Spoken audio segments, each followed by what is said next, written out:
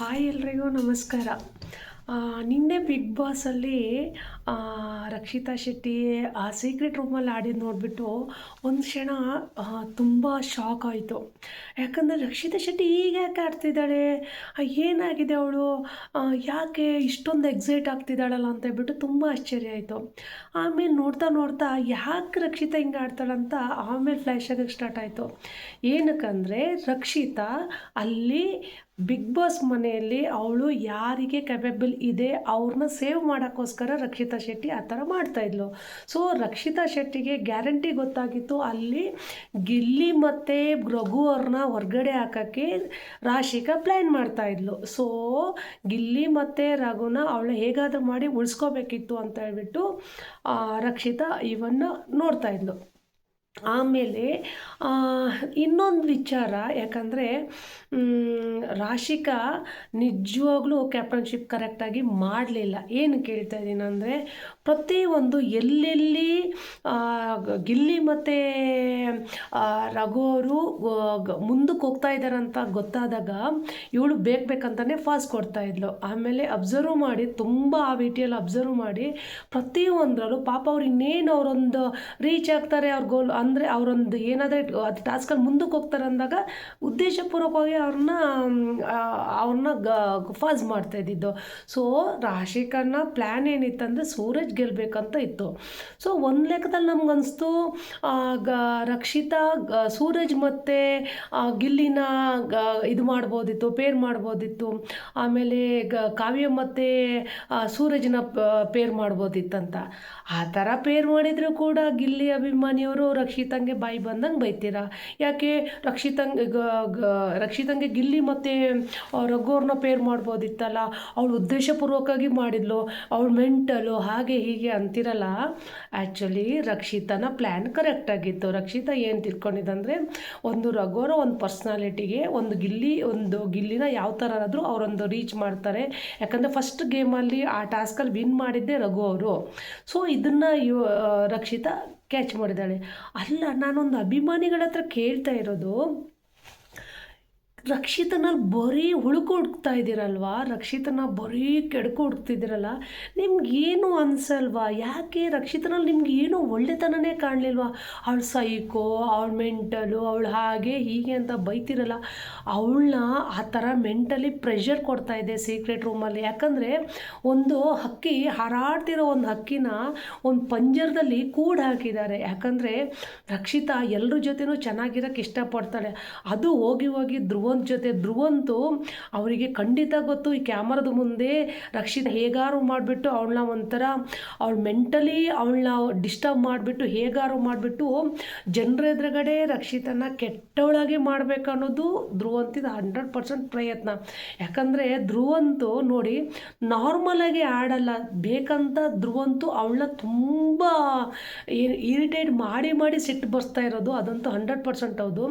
ಇವಾಗ ಒಂದು ಗೇಮಲ್ಲಿ ಸ್ಟ್ರಾಂಗ್ ಇದ್ದವರು ಒಂದು ಟೀಮು, ವೀಕ್ ಇದ್ದವರು ಒಂದು ಟೀಮೇ ಆಡಿದ್ರೇ ತಾನೇ ಸ್ಟ್ರಾಂಗ್ ಇದ್ದವ್ರು ಗೆಲ್ಲೋದು. ಇದು ಮಿಕ್ಸ್ ಮಾಡಿದಾಗ ಅಲ್ಲಿ ಹೇಗಾಗುತ್ತೆ, ಅಲ್ಲಿ ಸ್ಟ್ರಾಂಗ್ ಮತ್ತು ವೀಕ್ ಮಿಕ್ಸ್ ಮಾಡಿದಾಗ ಮತ್ತೆ ಕೂಡ ವೀಕ್ ಇದ್ದವರೇ ಸೇವ್ ಆಗ್ತಾರೆ, ಸ್ಟ್ರಾಂಗ್ ಇದ್ದವರು ಔಟ್ ಆಗ್ತಾರೆ. ಸೊ ರಕ್ಷಿತಾ ಹೇಳೋ ಪಾಯಿಂಟ್ ಏನಂದರೆ, ಸ್ಟ್ರಾಂಗ್ ಇದ್ದವ್ರು ಒಂದು ಟೀಮ್ ಆಗಲಿ, ವೀಕ್ ಇದ್ದವ್ರು ಒಂದು ಟೀಮ್ ಆಗಲಿ ಅಂತ ಹೇಳ್ತಿದ್ದಾಳೆ. ಸೊ ಇಲ್ಲಿ ಜನರಿಗೆ ಏನು ತಪ್ಪು ಕಂಡುಹಿಡಿದು? ಅಲ್ಲ, ನಾನು ಹೇಳ್ತಿರೋದು, ರಕ್ಷಿತಾ ಗಿಲ್ಲಿಗೆ ಸಪೋರ್ಟ್ ಮಾಡಿದ್ರು ತಪ್ಪು ಅಂತೀರಾ, ಅವಳು ಸಪೋರ್ಟ್ ಮಾಡಲಿಲ್ಲ ಅಂದರೂ ತಪ್ಪು ಅಂತೀರಾ. ಹಾಗಾದರೆ ಅವಳು ಏನು ಮಾಡಬೇಕು ಅಂದರೆ, ನನ್ನ ಪ್ರಕಾರ ರಕ್ಷಿತಾ ಡಿಸಿಷನ್ ತಗೊಳ್ಳೋದಕ್ಕೆ ಸರಿ ಇಲ್ಲ ಅಂತ ಹೇಳ್ತೀರಾ? ಹ್ಞೂ ಕಣ್ರಿ, ಬಿಗ್ ಬಾಸ್ ಅವರು ಟಾಸ್ಕ್ ಕೊಟ್ಟಿದ್ದಾರೆ ರಕ್ಷಿತಾ ಮತ್ತು ಧ್ರುವಂತಿಗೆ, ನೀವು ಹಾಗೆ ಮಾಡಿ ಹೀಗೆ ಮಾಡಿ ಅಂತ ಕೇಳಿದ್ದಾರೆ. ಸೊ ರಕ್ಷಿತಂಗೆ ಏನು ಅನಿಸುತ್ತೆ, ಅವಳು ಹಂಗೆ ಮಾಡಿದ್ದಾಳೆ. ರಕ್ಷಿತನ ಎರಡು ಮುಖವಾಡ ಅಂತೂ ಖಂಡಿತ ಇಲ್ಲ. ರಕ್ಷಿತಾ ನೇರ ನೋಡಿ, ಅವಳು ಏನಂದ್ರೆ ಇದ್ದರೂ ಕೂಡ ಅವಳು ಯಾರಿಗೂ ಹೆದರಲ್ಲ ಕಣ್ರಿ. ಅವಳು ಕರೆಕ್ಟಾಗಿ ಹೇಳ್ತಿದ್ದಾಳೆ. ಅವಳಿಗೇನಂದರೆ ಬೇರೆಯವರಿಗೆ ಅಯ್ಯೋ ನಾವು ಹಂಗೆ ಮಾಡಿದರೆ ಗೊತ್ತಾಗ್ಬಿಡುತ್ತೆ, ಹಿಂಗೆ ಮಾಡಿದರೆ ಗೊತ್ತಾಗ್ಬಿಡುತ್ತೆ ಅಂತ ಹೇಳ್ತಾರೆ. ಬಟ್ ರಕ್ಷಿತಾ ನಿಜವಾಗ್ಲೂ ಏನೋ ಹೇಳ್ತಾರಲ್ಲ, ರಕ್ಷಿತಾ ಒಂದೊಂದು ಸಲ ಎಷ್ಟು ಮೆಚ್ಯೂರ್ಡಾಗಿ ಆಡ್ತಾಳೆ ಅಂದರೆ ನಿಜವಾಗ್ಲೂ ನಮಗೆ ಅನಿಸುತ್ತೆ ಅವಳ ಏಜಲ್ಲಿ ನಮಗೇನು ತಲೆನೇ ವರ್ಕ್ ಆಗ್ತಿರ್ಲಿಲ್ಲ ಅನಿಸುತ್ತೆ. ಬಟ್ ನೋಡಿ ಅವಳು ಪ್ರತಿಯೊಂದು ಅವಳ ಹಾರ್ಟ್ಲಿ ಅವಳು ಏನು ಹೇಳ್ತಾರಲ್ಲ, ಒಂದು ಮುಗ್ಧ ಅಂದರೆ ಅವ್ಳ ಮಕ್ಕಳ ಥರನೇ ಆಡ್ತಾ ಇದ್ದಾಳೆ. ಯಾಕಂದರೆ ನಮಗೂ ಹಾಗೆ ಅನಿಸುತ್ತೆ. ಬಟ್ ಆ ಮುಗ್ಧತೆಯಲ್ಲಿ ಮೆಚ್ಯೂರಿಟಿ ಇದೆಯಲ್ಲ, ಅದು ರಿಯಲಿ ನೋಡೋಕ್ಕೆ ತುಂಬ ಚೆನ್ನಾಗಿರುತ್ತೆ. ಯಾಕಂದರೆ ಅವಳ ಭಾವ, ಅವಳದ್ದು ಒಂಥರ ರೋಷ ಇದೆಲ್ಲ, ರೋಷ ಬೇರೆಯವ್ರಿಗೆ ಇರಿಟೇಟ್ ಆಗಿರ್ಬೋದು, ಬಟ್ ಆ ರೋಷದಲ್ಲಿ ನಿಜವಾಗ್ಲೂ ಒಂದು ಅರ್ಥ ಇದೆ. ಯಾಕಂದರೆ ಅವಳಿಗೆ ಕೆಟ್ಟದ್ದನ್ನ ನೋಡೋಕ್ಕಾಗ್ತಾ ಇಲ್ಲ. ಅವಳಿಗೆ ಏನಂದರೆ ಅಲ್ಲಿ ಬಿಗ್ ಬಾಸ್ ಒಳಗಡೆ ಯಾರಿಗೆ ಆ ವ್ಯಕ್ತಿತ್ವದ ಆಟ ಆಡುವಾಗ ಅವಳಿಗೆ ಅದೆಲ್ಲ ಅವಳು ಅಬ್ಸರ್ವ್ ಮಾಡಿದಾಳೆ. ಯಾಕಂದರೆ ಅವಳು ಕಾವ್ಯನ ಮೇಲೆ, ಸ್ಪಂದನ ಮೇಲೆ ಅಷ್ಟೊಂದು ಅವಳಿಗೆ ಸಿಟ್ಟಿರಬೇಕಾದ್ರೆ ಅವಳಿಗೆ ಅಲ್ಲಿ ಏನೋ ಒಂದು ಐಡೆಂಟಿಫೈ ಆಗಿದೆ. ಯಾಕಂದರೆ ಒಬ್ಬರ ಹೆಸರಲ್ಲಿ ಅವರಲ್ಲಿ ಉಳ್ಕೊಂಡಿದ್ದಾರೆ ಅಂತ ಹೇಳ್ಬಿಟ್ಟು ರಕ್ಷಿತನ ತಲೆಯಲ್ಲಿ ಆ ಥರ ಬಂದುಬಿಟ್ಟಿದೆ. ಬಟ್ ರಕ್ಷಿತಾ ಪ್ರತಿಯೊಂದನ್ನು ಕರೆಕ್ಟಾಗಿ ಡಿಸಿಷನ್ ಮಾಡ್ತಿದ್ದಾಳೆ. ಅವಳು ನೀವೊಂದು ಅಬ್ಸರ್ವ್ ಮಾಡಿ, ಅವಳೊಂದು ಊಟಕ್ಕೆ ಕೂತ್ಕೋಬೇಕಾದ್ರೆ ಆಗಲಿ, ಇವರೆಲ್ಲ ಹೋಗ್ಬಿಟ್ಟು ಬೆಡ್ರೂಮಲ್ಲಿ ಹೋಗ್ಬಿಟ್ಟು ತಟ್ಟೆ ಇಟ್ಕೊಂಡು ಊಟ ಮಾಡ್ತಿರ್ತಾರೆ. ಆದರೆ ರಕ್ಷಿತಾ ಹೇಗೆ ಒಂದು ಮನೆಯಲ್ಲಿ ಒಂದು ತಟ್ಟೆ ಮುಂದೆ ಹೇಗೆ ಕೂತ್ಕೋಬೇಕು ಅದೇ ಥರ ಕೂತ್ಕೋತಿದ್ದಾರೆ.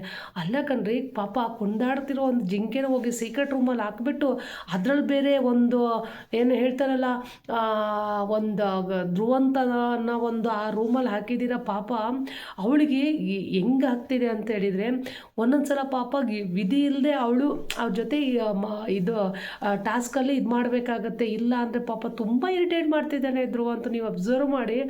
ಗೊತ್ತಿದ್ದು ರಕ್ಷಿತನ ಮೆಂಟಾಲಿಟಿ ಗೊತ್ತಿದ್ದು ಅವಳಿಗೆ ಸುಮ್ಮನೆ ಟಾಂಗ್ ಕೊಡ್ತಿದ್ದಾನೆ. ಯಾಕಂದರೆ ಅವಳು ಇನ್ನೂ ಕೆರಳಬೇಕು, ಇನ್ನೂ ಅವಳನ್ನ ಸುಮ್ಮನೆ ಜನರ ಮುಂದೆ ಅವಳ ಕೆಟ್ಟವಳಾಗಿ ಮಾಡಬೇಕು. ಆಮೇಲೆ ಅವಳಿಗೆ ಅಂತ ಹೇಳಿ ಅವಳಿಗಂದರೆ ಇವಾಗ ರಕ್ಷಿತಂಗೆ ಎರಡು ಬುದ್ಧಿ ಇಲ್ಲ. ಇಲ್ಲೊಂದು ಕ್ಯಾಮ್ರಾ ಇದೆ, ನನ್ನನ್ನು ಕೋಟ್ಯಾಂತರ ಜನ ನೋಡ್ತಾರೆ, ಆಮೇಲೆ ನಾನು ಇಲ್ಲೂ ನಾಟಕ ಆಡಬೇಕು, ಹಂಗಿರಬೇಕು, ನಾನು ಇಲ್ಲಿ ಒಳ್ಳೆತನ ಮಾಡಬೇಕು ಅಂತ ಹೇಳ್ಬಿಟ್ಟು ಅವಳ ಮೆಂಟಾಲಿಟಿ ಇಲ್ಲ ಕಣ್ರಿ. ಧ್ರುವಂತಿಗೆ ಗೊತ್ತು. ಯಾಕಂದರೆ ಇಲ್ಲೊಂದು ಕ್ಯಾಮ್ರಾ ಇದೆ, ಈ ಕ್ಯಾಮ್ರಾದಲ್ಲಿ ಜನರ ಮುಂದೆ ನಾನು ಹೆಂಗಿರಬೇಕು, ಆಮೇಲೆ ಇವು ರಿಯಾಲಿಟಿ ಹೆಂಗಿರಬೇಕು, ಅಲ್ಲಿ ಹೇಗಿರ್ಬೇಕಂತ ಅವ್ರಿಗೆ ಗೊತ್ತು. ಬಟ್ ರಕ್ಷಿತಂಗೆ ಗೊತ್ತಿಲ್ಲ. ಅವಳು ಒಳಗಡೆ ಹೇಗಿದ್ದಾಳೆ, ಹೊರ್ಗಡೆ ಅವಳು ಹೇಗಿದ್ದಾಳೆ, ಅವಳು ಆ್ಯಸ್ ಇಟ್ ಈಸ್ ಹಂಗೆ ಇದ್ದಾಳೆ. ಅವಳು ಎಲ್ಲೂ ಚೇಂಜ್ ಆಗಲಿಲ್ಲ. ರಕ್ಷಿತಾ ಅಂತೂ ಚೇಂಜ್ ಆಗೋ ಸಾಧ್ಯತೆಯೇ ಇಲ್ಲ. ಯಾಕಂದರೆ ಅವಳು ರಿಯಲಿ ಆಗಿ ಯಾರು ಅವಳು, ಯಾಕಂದರೆ ಅವಳಿಗೆ ಗೊತ್ತು ಬಾಂಧವ್ಯ, ಒಂದು ಸಂಬಂಧಕ್ಕೆ ಎಷ್ಟು ವ್ಯಾಲ್ಯೂ ಕೊಡ್ತಾಳೆ ಅನ್ನೋದು ಗೊತ್ತು. ಯಾಕಂದರೆ ಗಿಲ್ಲಿ ಆಗಲಿ, ಇವನ್ ರಜತ್ ಆಗಲಿ, ಆಮೇಲೆ ಮಾಳು ಆಗಲಿ, ಎಲ್ಲರೂ ಈಗ ಇವನ್ ಸೂರಜ್ನು ನಿನ್ನೆ ನೆನಪು ಮಾಡ್ಕೋತಾ ಇದ್ರು. ಸೊ ಏನಂದರೆ ಅವಳು ಎಲ್ಲರ ಪ್ರೀತಿನೂ ಗಳಿಸ್ಕೊಂಡಿದ್ದಾಳೆ. ಅವಳು ಹೇಳೋ ಒಂದೊಂದು ಮಾತು ಮುತ್ತು, ಅವಳು ಹೇಳೋ ಒಂದೊಂದು ಮಾತಲ್ಲೂ ಕರೆಕ್ಟಾಗಿರೋ ಅರ್ಥ ಇದೆ.